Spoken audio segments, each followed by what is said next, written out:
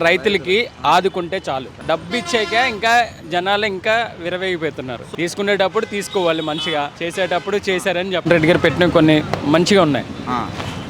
తినేది ఇప్పుడు మీరు ఎవరో నాకు తెలియదు, మీరు నాకు 10 రూపాయలు ఇచ్చారనుకో, అంటే సో నేను జర్నీ చేయడానికని వచ్చాను, సొంత ఊరు వైజాగే. సో ఏంటంటే నేను ఇప్పుడే ట్రైన్ దిగాను. ఇప్పుడు 10 రూపాయలు సాయం చేశారనుకో, జగన్మోహన్ రెడ్డి ఏం చెప్పాడంటే ఒకటే చెప్పాడు, నేను నచ్చితే ఓటు వేయండి, లేకపోతే వద్దని చెప్పారు. నెక్స్ట్ ఏంటంటే ఉపాధి అనేది కంపల్సరీ ఉండాలి భయ్య. నా దృష్టిలో ఏంటంటే ఫస్ట్ మెడికల్, హెల్త్, విద్య ఇవి ఉంటే చాలు. రైతులకి మోస్ట్ ఇంపార్టెంట్, రైతులకి ఆదుకుంటే చాలు, మోస్ట్ ఇంపార్టెంట్. నెక్స్ట్ ఇవి జరుగుతున్నాయా మరి?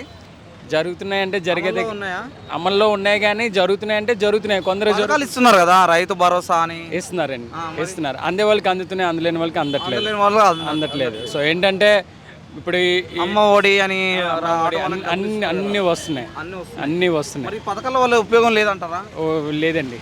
ఎందుకంటే డబ్బులు ఇస్తున్నారు కదా, ఎందుకు ఉపయోగం లేదు? డబ్బు ఇస్తానంటే అయిపోతుందా? ఇప్పుడు నేను ఎలాగో వెళ్తున్నాను, ఇప్పుడు 500 ఇవ్వండి అంటే మీరు ఇస్తారా? 100 రూపాయలు ఇవ్వండి అంటే ఇస్తారా? డబ్బు ఇచ్చాక ఇంకా జనాలు ఇంకా విరవేగిపోతున్నారు. సోమరిపోతులు అవుతున్నారా? సోమరిపోతులు బేభత్సంగా. ఇప్పుడు కరెక్ట్ కాదంటారు, ఉచిత పథకాలు కరెక్ట్ కాదంటారు. ఉచిత పథకాలు దేనికి ఇవ్వమన్నాను నేను?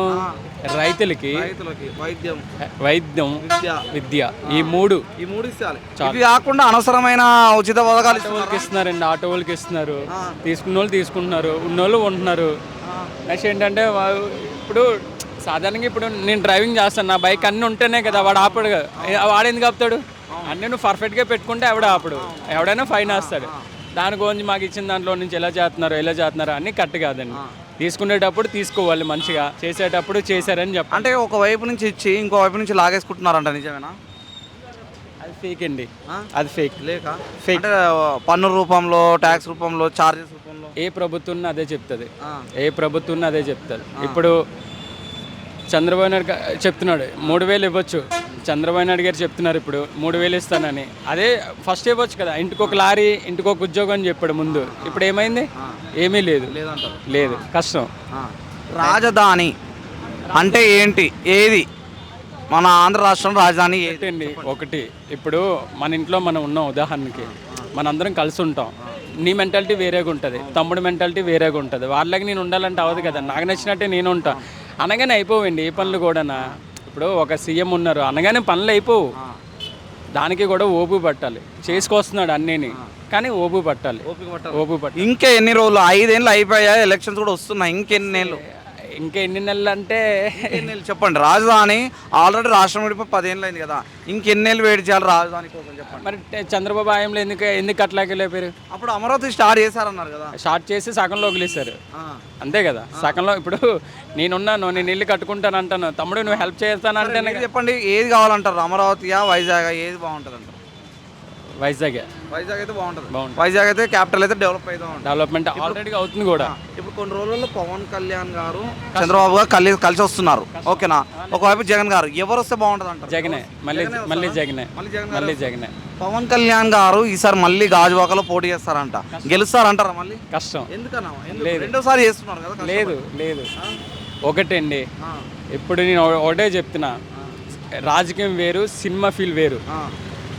నేను ఇప్పుడు జర్నీ చేసి వచ్చాను, నేను షర్ట్ వేసుకొని ప్యాంట్ వేసుకొని నీట్గా వెళ్తే ఉంటుంది. రాజకీయం వేరు, సినిమా లైఫ్ వేరు. ఇప్పుడు ఒకరితో పొత్తు పెట్టుకొని ఒక పక్క బీజేపీ అంటాడు, ఒక పక్క టీడీపీ అంటాడు. ఏంటని తనకే క్లారిటీ లేదు. బీఎస్పీ అంటారు, తనకే క్లారిటీ లేదు ఏంటనేది. ఆయనకు స్థిరత్వం లేదంటారా? లేదు. అలాంటి ఆయన ఎన్నుకోరంటారు నాయకుడు. కష్టం. చిరంజీవి గారు ఈ రోజు నిజంగా చెప్తున్నానండి, చిరంజీవి గారు అంటే నాకు అమ్మాను. చిరంజీవి గారు ఈ రోజు కానీ ప్రజారాజ్యం పార్టీ ఉంటే దిస్ టైం సీఎం అయ్యేవారు. లేరు. అన్నకి లేనిదే తమ్ముడికి ఎలాగ వస్తుందండి. అన్న అంత బాగా చేశాడు చిరంజీవి గారు. అటువంటి చిరంజీవి గారు ఈరోజు ప్రజారాజ్యం పెట్టి ఉంటే దిస్ టైంలోనే అతనే సీఎం, స్టిల్ సీఎం అతను. పవన్ కళ్యాణ్ గారు ఎప్పటికైనా సీఎం అవుతారంటారా? కష్టం, చాలా. చంద్రబాబు గారి చేతిలో పవన్ కళ్యాణ్ గారు తాళాలు ఉన్నాయి అంటున్నారు, నిజమేనా?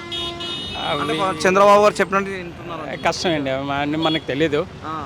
ఎందుకంటే వీళ్ళు వాళ్ళు మాట్లాడుకుంటుంటారు కదా, అన్నీ కామన్. కాకపోతే ఒకటి, నెక్స్ట్ సీఎం అంటే ఎవరు అంటారు? ఇప్పుడు జగన్ గారు.